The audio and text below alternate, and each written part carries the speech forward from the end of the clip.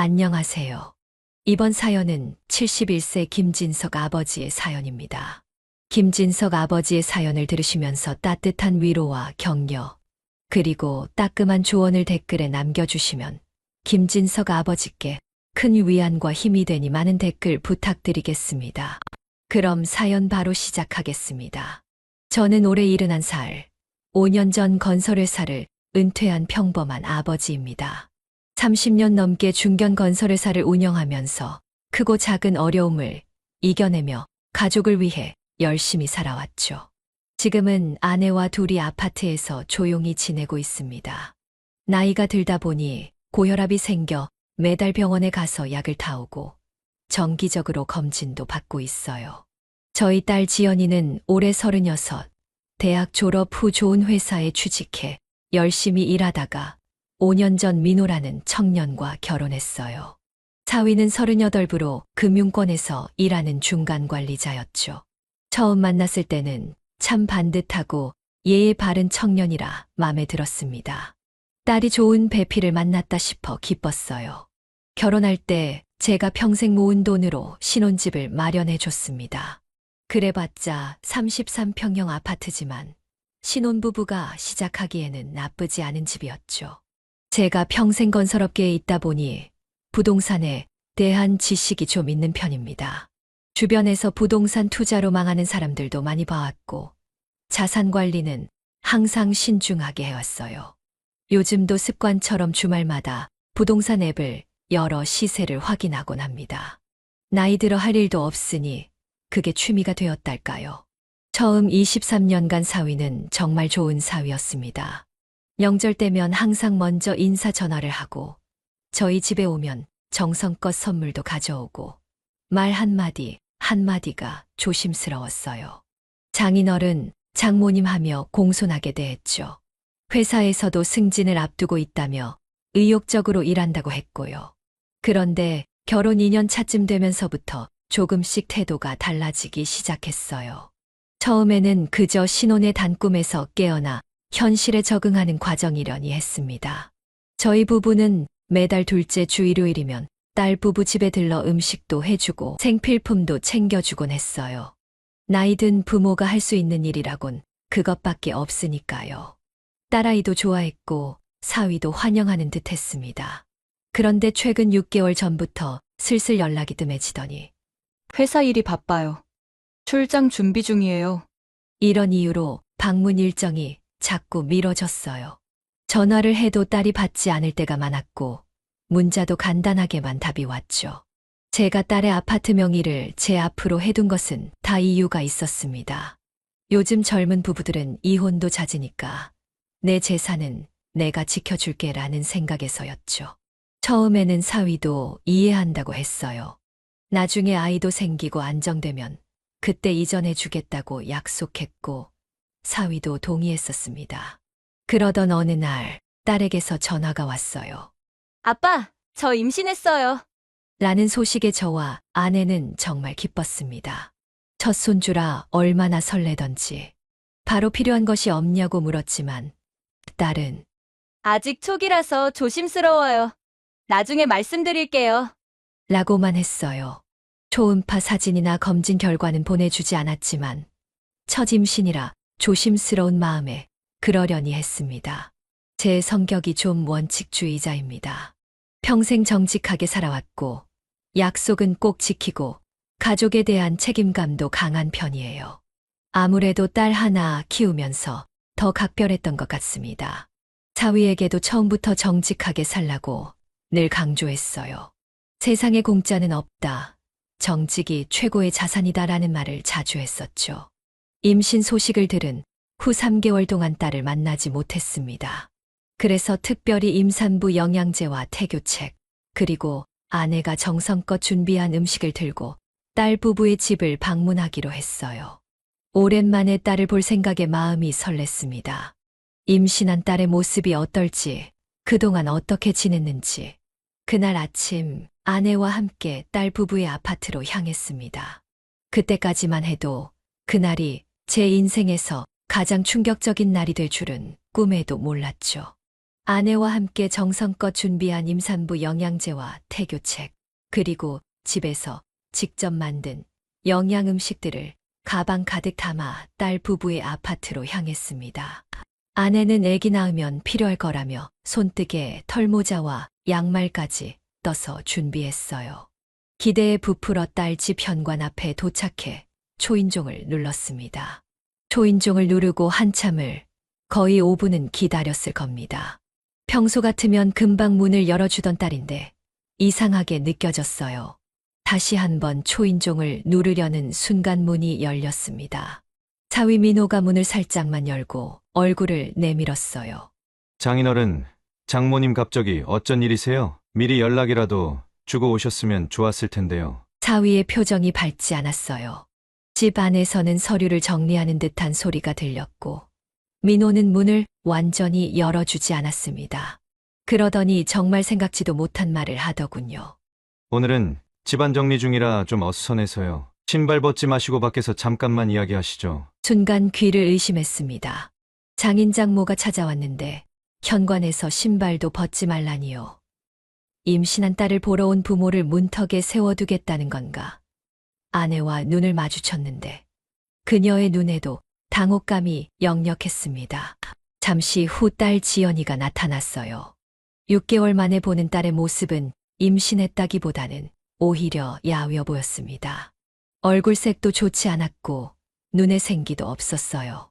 그리고 계속해서 사위의 눈치를 살피는 모습이 영 마음에 걸렸습니다. 지연아, 엄마가 내가 좋아하는 음식 다 싸왔어. 그리고 임산부에게 좋은 영양제도 가져왔단다. 아내가 들고 온 보따리를 내밀자 사위가 먼저 나서서 말했어요. 저희가 필요한 건 다 있어요. 그리고 공간도 좁아서 저희가 나중에 가지러 갈게요. 이렇게 공손하게 말하면서도 분명히 거절하는 말투였습니다. 들고 온 선물과 음식을 모두 거절당한 기분이었어요. 딸은 그저 고개를 숙인 채 침묵했습니다. 현관문 앞에 서서 어색한 대화가 이어졌어요. 사위는 최근 승진했다는 이야기와 해외 출장 준비로 바쁘다는 이야기를 했습니다. 하지만 그 어디에도 진심이 느껴지지 않았어요. 지연아, 임신은 어떻게 진행되고 있니? 입덧은 괜찮니? 제가 딸에게 물었지만 딸은 시선을 피하며 대답했습니다. 아직 초기라서 말씀드릴 게 없어요. 괜찮아요. 임신 3개월이면 초음파 사진도 있고 이것저것 말할 것도 많을 텐데 너무 간단하게 넘어가려 했어요. 더 물어보려는 찰나 사위가 대화를 가로챘습니다. 장인어른, 오늘은 정말 바빠서요. 다음에 시간 맞춰서 미리 연락 주시면 제대로 맞이할게요. 겨우 10분 정도 대화를 나눈 것 같은데 벌써 돌아가라는 눈치였습니다. 아내는 딸에게 전해주려던 음식 봉지를 억지로 딸의 손에 쥐어주었고 딸은 미안한 표정으로 받았어요. 그리고 사위는 서둘러 문을 닫았습니다. 엘리베이터 안에서 저와 아내는 한동안 말이 없었습니다. 아내의 눈에는 눈물이 고여 있었어요. 71년을 살면서 이렇게 모욕감을 느낀 적이 있었나 싶었습니다. 임신한 딸을 만나러 왔는데 현관문 앞에서 쫓겨나듯 돌아가야 하다니. 여보, 우리가 뭐 잘못했나요? 아내가 떨리는 목소리로 물었습니다. 저도 답을 할 수 없었어요. 집으로 돌아오는 내내 마음이 무거웠습니다. 집에 도착해서 아내와 마주 앉았습니다. 둘 다 가슴속에 쌓인 의문과 서운함을 토로했어요. 지연이가 왜 저런 남자랑 살고 있는 거지? 결혼할 때는 참 좋은 사람 같았는데 임신했다는 게 정말 맞는 거야? 뭔가 이상해. 임신한 딸을 둔 부모가 이렇게 대접받는 게 말이 돼? 그날 밤 딸에게 여러 번 전화를 걸었지만 받지 않았습니다. 문자를 보내도 나중에 전화드릴게요 라는 짧은 답장만 왔을 뿐이었죠. 그날은 정말 오랜만에 잠을 이루지 못했습니다. 딸에게 무슨 일이 벌어지고 있는 걸까요? 그날 이후로 딸에게 여러 차례 연락을 시도했습니다. 일주일에 2~3번은 전화를 걸었는데 대부분 받지 않았어요. 운 좋게 전화를 받더라도 지금 바빠요. 나중에 전화드릴게요 라는 짧은 답변뿐이었죠. 문자를 보내도 마찬가지였습니다. 예전 같으면 금방 답장이 왔을 텐데, 이제는 하루가 지나서야 형식적인 답장만 왔어요. 매달 참석하는 건설업계 원로 모임이 있습니다. 30년 넘게 업계에서 일하다 보니 인연이 많아 은퇴 후에도 꾸준히 모임을 가져왔죠. 그날따라 새로운 얼굴이 보였어요. 알고 보니 사위가 일하는 금융회사 이사였습니다. 제가 딸 사위 이야기를 꺼내자 그분이 의외의 이야기를 해주더군요. 민호 씨요? 최 부장 밑에서 일하는 최근에 실적 부진으로 경고받았다는 얘기를 들었습니다. 사실 좀 과시하는 경향이 있어서요. 비싼 양복에 외제차 타고 다니는데 업무는 그에 미치지 못한다고. 순간 가슴이 철렁했습니다. 저희에게는 성실하게 일한다며 승진 이야기까지 했는데 회사에서는 전혀 다른 상황이었던 거죠. 그날 밤부터 잠을 이루지 못했어요. 결혼 전에 사위에 대해 제대로 알아보지 않은 것이 후회됐습니다. 물론 결혼 전에도 기본적인 것은 확인했어요. 학력도 확인했고 직장도 알아보았습니다. 하지만 깊이 있게 조사하지는 않았죠. 좋은 대학 나오고 괜찮은 금융회사에 다닌다고 하니 안심했던 겁니다. 이제 와서 그게 얼마나 부족했는지 뼈저리게 느꼈어요. 아내는 딸의 소식을 듣지 못하자 딸의 오랜 친구 수진이를 만났습니다. 예전부터 자주 보던 아이였죠. 아내가 일부러 수진이를 저희 집으로 초대해 식사를 대접했어요. 물론 딸 소식을 듣기 위해서였죠. 아줌마, 사실 저도 지연이 연락이 잘 안 돼요. 결혼하고 나서 많이 변했어요. 동창회도 안 나오고 한 번은 만나자고 했더니 남편이 싫어한다고 하더라고요. 남편이 좀 까다롭다고 했어요. 아내가 이 이야기를 전해주며 울먹였습니다. 딸이 친구들과의 관계까지 단절하고 있다니 점점 더 걱정이 커졌어요. 다음 날 제가 30년 넘게 거래해온 은행의 지점장을 만났습니다. 커피를 마시며 자연스럽게 사위 이야기를 꺼냈죠. 사위 분이시라면 고객 정보는 말씀드리기 어렵지만 최근 대출 문의가 여러 번 있었다고 합니다. 물론 구체적인 내용은 알려드릴 수 없습니다만 지점장의 표정만 봐도 상황이 심각하다는 것을 알 수 있었어요. 금융권에 다니는 사람이 자주 대출 문의를 한다는 건 경제적으로 어려움이 있다는 의미였습니다. 매주 동네를 산책하면서 들르는 부동산 중개소가 있어요.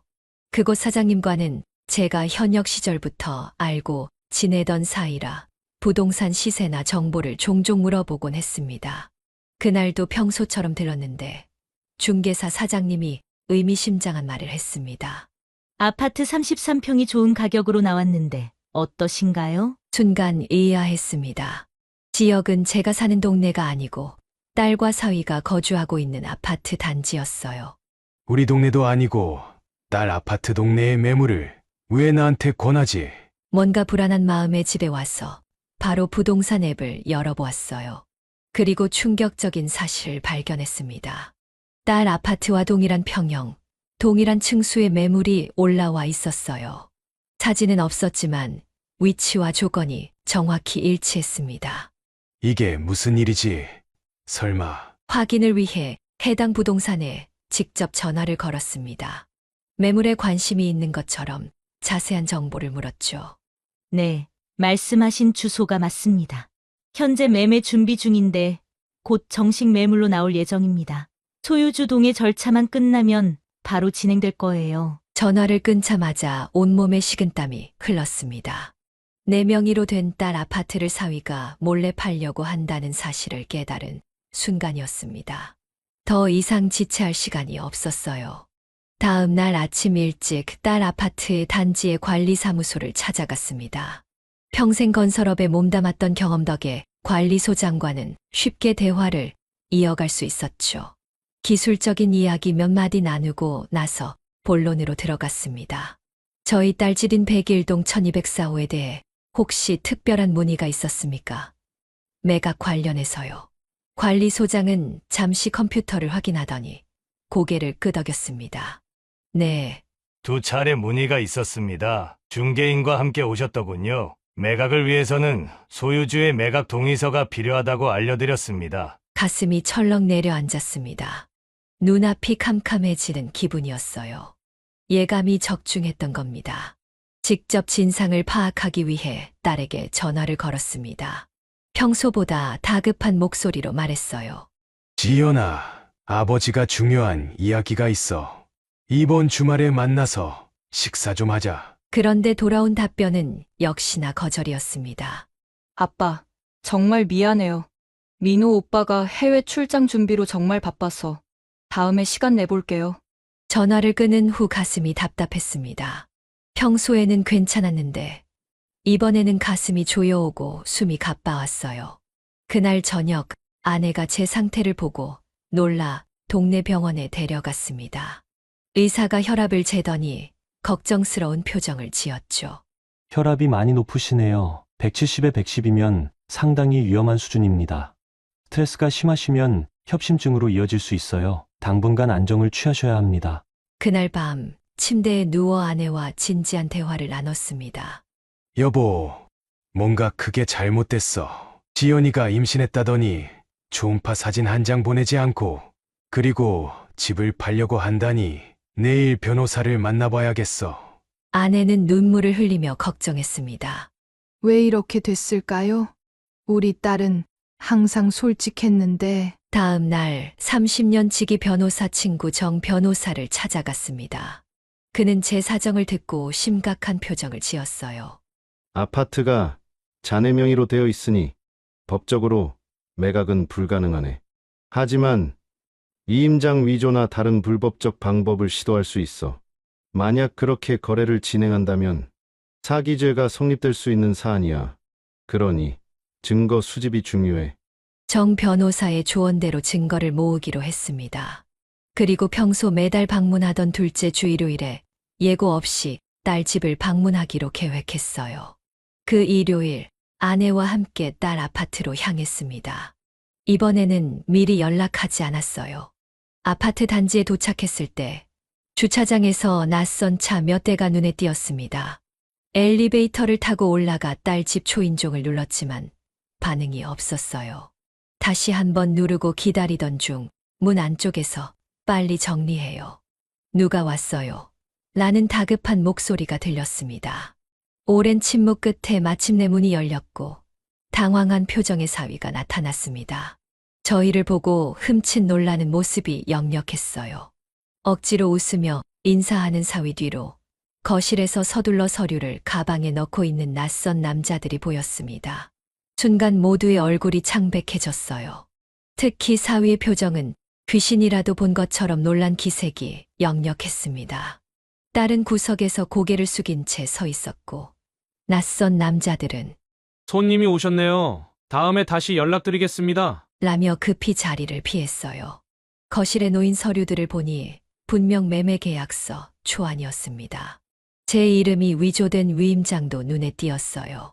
분노가 치밀어 올랐지만 겨우 감정을 억누르고 사위를 똑바로 바라봤습니다. 이 집을 팔려는 거냐? 사위는 당황한 기색이 역력했지만 곧 아무렇지 않은 척 대답했습니다. 아니에요. 그냥 시세 알아보는 거예요. 요즘 집값이 많이 올라서요. 저는 단호하게 말했습니다. 이 집은 내 명의로 되어 있어. 내가 마음대로 팔 수 없어. 그리고 방금 본 서류는 뭐지? 내 도장이 찍힌 서류는 어디서 났지? 사위의 태도가 급변했습니다. 마치 다른 사람이 된 것처럼 공격적으로 변했어요.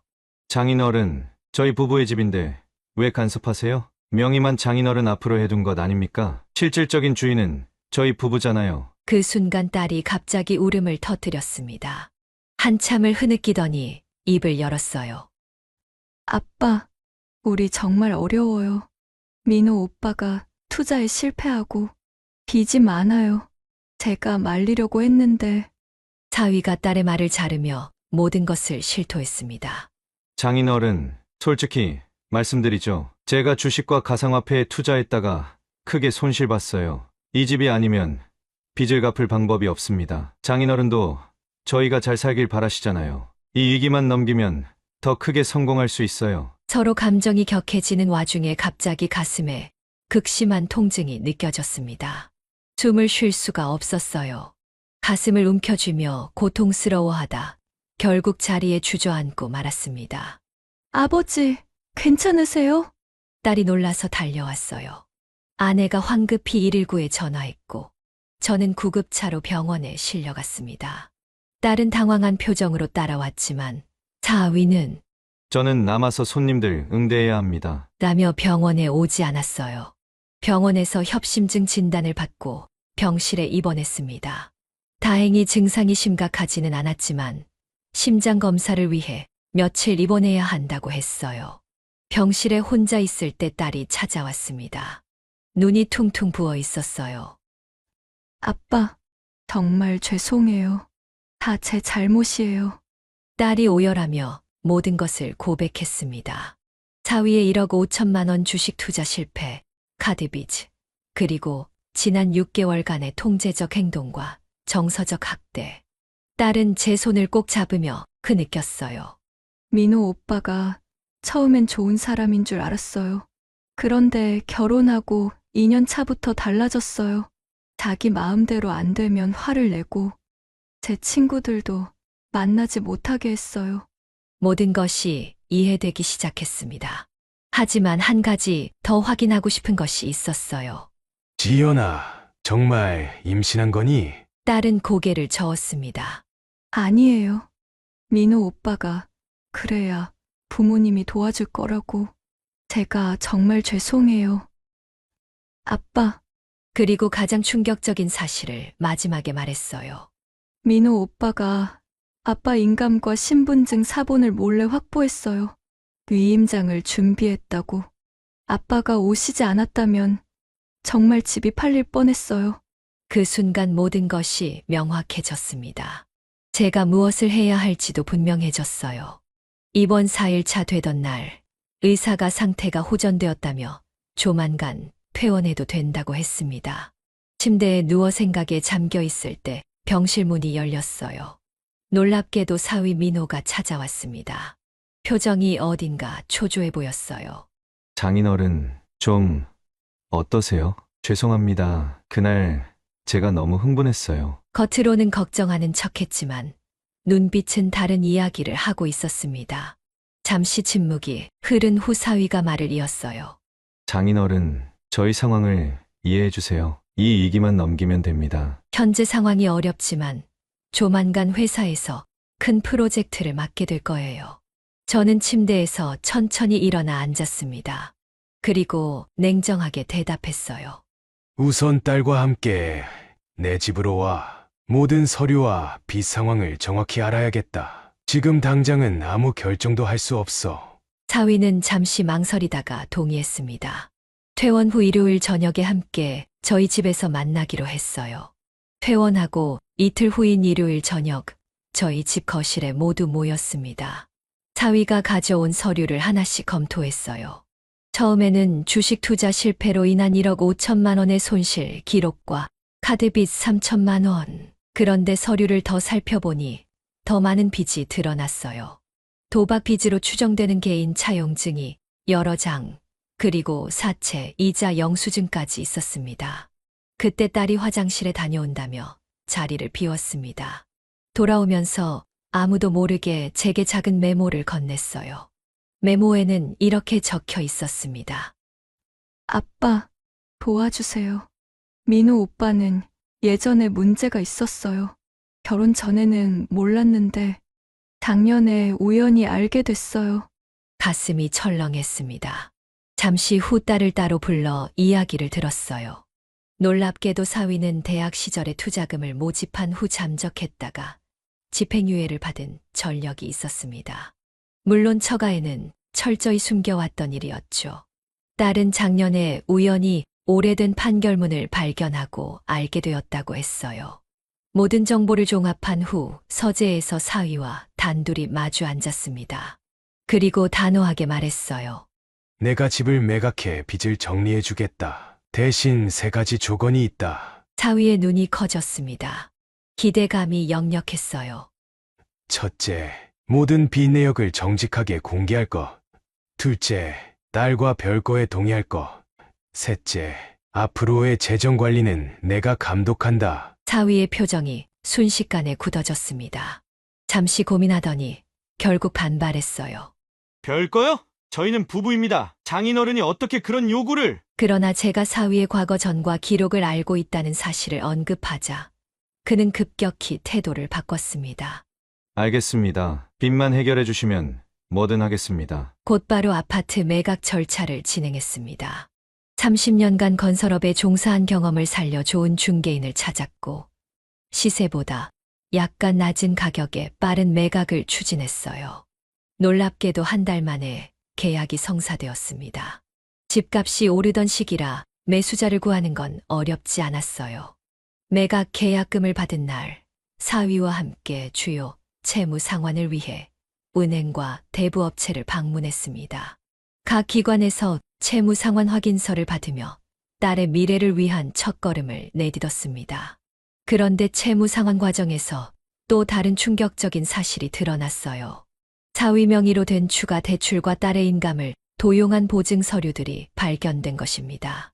이게 대체 무슨 짓이야? 우리 딸 인감까지 도용했다고? 사위는 당황한 듯 변명했지만 이미 모든 증거가 명백했습니다. 딸에게 이 사실을 알리자 큰 충격을 받았어요. 그날 밤 딸은 결정적인 선택을 했습니다. 아빠, 더 이상 못 참겠어요. 이혼하고 싶어요.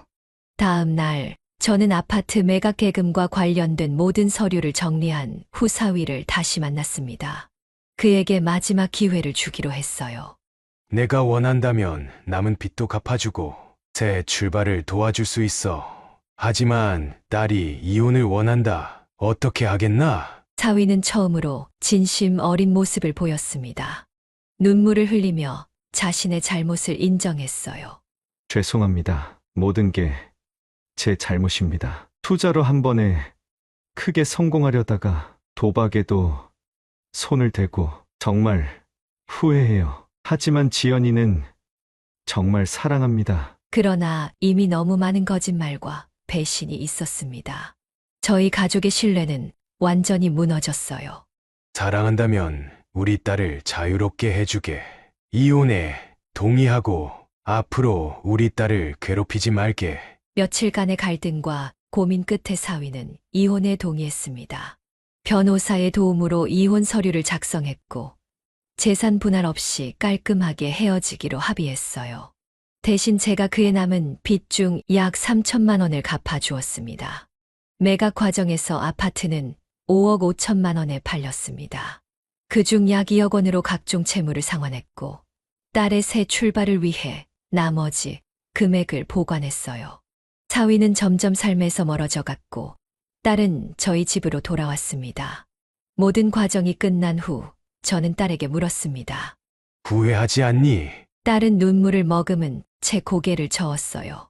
아니에요. 아빠, 그 집은 감옥 같았어요. 아빠가 저를 구해주셨어요. 그날 밤 아내와 함께 앉아 지난 몇 주간의 일을 돌아봤습니다. 딸의 집을 팔아버린 아버지라는 오명을 쓰게 되었지만 그것이 딸의 새 인생을 위한 결단이었기에 후회는 없었습니다. 아파트 매각 대금 중 채무 상환 후 남은 3억 5천만 원은 딸의 미래를 위해 별도 계좌에 보관했습니다. 매각 후 한 달이 지났을 무렵 사위와의 이혼 절차가 본격적으로 시작되었어요. 생각보다 복잡했습니다. 사위가 처음에는 합의했다가도 중간에 마음을 바꾸기도 했거든요. 결국 저희는 변호사를 통해 사위의 채무, 사기 행위, 정서적 학대를 근거로 이혼 소송을 제기했습니다. 딸은 저희 집으로 돌아와 함께 지내게 되었어요. 짐을 가지러 갔던 날 사위가 폭언을 하고 위협까지 해서 결국 경찰까지 불러야 했습니다. 그 일 이후 딸은 한동안 외출도 꺼리고 불안해했어요. 상담사를 만나보자고 조심스럽게 제안했더니 딸도 필요성을 느껴 바로 동의했습니다. 아버지, 제가 어떻게 그런 사람을 못 알아봤을까요? 정말 바보 같아요. 딸의 자책에 마음이 아팠습니다. 딸은 매주 2번씩 심리 상담을 받기 시작했어요. 처음에는 눈물로 상담을 마치고 돌아왔지만 시간이 지날수록 조금씩 안정을 찾아갔습니다. 저도 협심증 이후 정기적인 심장 검진을 받고 스트레스 관리를 위해 매일 아침 가벼운 산책을 시작했어요. 이혼 소송은 예상보다 길어졌습니다. 사위가 갑자기 딸에게 재산 분할을 요구하기 시작했거든요. 내가 살던 집인데 당연히 권리가 있다라고 주장했죠. 다행히 집이 제 명이었고 이미 매각이 완료된 상태였기 때문에 법적으로는 큰 문제가 되지 않았습니다. 변호사의 조언대로 차분히 대응했어요. 재산 분할 요구를 하려면 먼저 내가 숨긴 빚부터 모두 공개하고 위조한 서류에 대한 책임을 져야 할 거야. 그 말 한마디에 사위는 더 이상 무리한 요구를 하지 않았습니다. 결국 이혼 소송 시작 6개월 만에 법원의 조정을 거쳐 재산 분할 없는 이혼이 성립되었어요. 한편 딸은 상담 치료를 계속하면서 조금씩 자신감을 되찾아갔습니다. 8개월 정도 지났을 때 딸은 예전에 다니던 회사에 다시 연락해 복직 가능성을 타진했어요. 다행히 회사에서도 딸의 능력을 인정하고 있었기에 복직이 허락되었습니다. 출근 첫날 딸은 오랜만에 환하게 웃었어요. 아빠, 제가 이제 다시 일어설 수 있을 것 같아요. 정말 감사해요. 딸이 경제적 독립을 위해 노력하는 모습이 참 대견했습니다. 그녀는 월급의 70%를 꾸준히 저축하기 시작했어요. 목표는 자기 명의의 새로운 집을 마련하는 것이었습니다. 그 모습을 보며 저는 매일 건강관리에 더욱 신경 썼어요. 딸이 온전히 자립할 때까지는 건강하게 지켜봐야 한다는 생각에서였죠.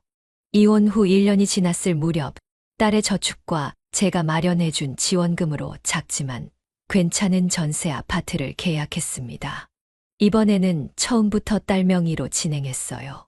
계약서에 딸의 이름이 적히는 순간 둘 다 감격스러워 말을 잊지 못했습니다.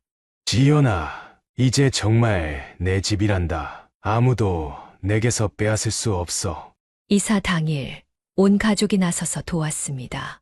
아내는 새 집 구석구석을 깨끗이 청소하고 저는 필요한 가구들을 조립했어요. 작지만 따뜻한 보금자리가 만들어졌습니다. 그날 저녁 새 집에서 함께 식사를 하며 지난 시간을 돌아봤어요. 아버지, 그때 제가 문 앞에서 쫓아냈던 것 정말 죄송해요. 제가 얼마나 바보 같았는지 몰라요. 괜찮아. 아버지도 미안하구나. 진작 도와주지 못해서. 딸은 고개를 저었습니다. 아니에요. 오히려 저를 구해주신 거예요. 그 말을 듣는 순간 가슴 속에 남아있던 무거운 짐이 내려가는 것 같았습니다. 딸의 집을 팔아버리고 이혼까지 시킨 아버지라는 오명이 씁쓸했지만 그것이 딸의 새 인생을 위한 결단이었다는 생각에 후회는 없었습니다. 딸의 새 출발을 지켜보며 저는 중요한 깨달음을 얻었습니다. 집이란 단순한 재산이 아니라 그 안에 사는 사람들의 행복과 안전을 담는 그릇이라는 것을요. 아무리 좋은 집이라도 그 안에 불신과 거짓이 가득하다면 그건 더 이상 집이 아닙니다. 진정한 가족의 의미도 다시 한번 생각하게 되었어요. 요즘 딸은 새 직장에서 인정받으며 열심히 일하고 있습니다. 가끔 저희 집에 와서 함께 식사도 하고 주말엔 함께 산책도 즐깁니다. 얼굴에 웃음이 돌아왔어요. 지켜보는 저와 아내의 마음도 따뜻해집니다. 아버지, 저 요즘 참 행복해요. 정말 감사해요. 제 인생을 다시 찾게 해주셔서. 그 말 한마디가 71년을 살아온 제 인생에서 가장 값진 보상이었습니다. 때로는 무엇인가를 잃는 것이 새로운 시작을 위한 필요한 과정일 수 있다는 것. 그리고 진정한 부모의 사랑은 자녀의 잘못을 바로잡고 다시 시작할 수 있게 도와주는 것이라는 진리를 깨달았습니다. 집은 언제든 다시 살 수 있지만 가족 간의 신뢰와 사랑은 돈으로 살 수 없다는 평범한 진리. 제가 70이 넘어 비로소 깨달은 삶의 지혜입니다. 여기까지 김진석 아버지의 사연이었습니다. 여러분은 어떻게 들으셨나요? 이 사연을 통해 우리는 소중한 교훈을 얻게 됩니다. 자녀에게 재산을 물려주는 것도 중요하지만 그보다 더 중요한 것은 올바른 가치관과 판단력을 심어주는 것이 아닐까요? 71세 아버지의 결단은 단순히 집을 팔아버린 것이 아니라 딸의 인생을 새롭게 시작할 수 있는 용기를 준 것입니다. 때로는 부모가 자녀를 위해 강한 결정을 내려야 할 때가 있습니다. 당장은 서운해도 그것이 진정한 사랑일 수 있지요. 우리 나이가 되면 무엇보다 소중한 것이 가족의 행복과 신뢰라는 것을 알게 됩니다. 아무리 좋은 집이라도 그 안에 믿음과 사랑이 없다면 그건 그저 콘크리트 덩어리에 불과합니다. 여러분의 가정에도 서로에 대한 믿음과 대화가 넘쳐나길 바랍니다. 때로는 재산보다 더 소중한 것을 지키기 위해 과감한 결단을 내리는 지혜도 필요합니다. 오늘도 저희 채널을 시청해 주셔서 감사합니다. 다음 시간에 더 좋은 사연으로 찾아뵙겠습니다. 건강하시고 행복하세요. 구독과 좋아요, 알림 설정하시면 올라오는 사연을 빠르게 받아보실 수 있습니다. 그럼 다음 사연으로 찾아뵙겠습니다. 고맙습니다.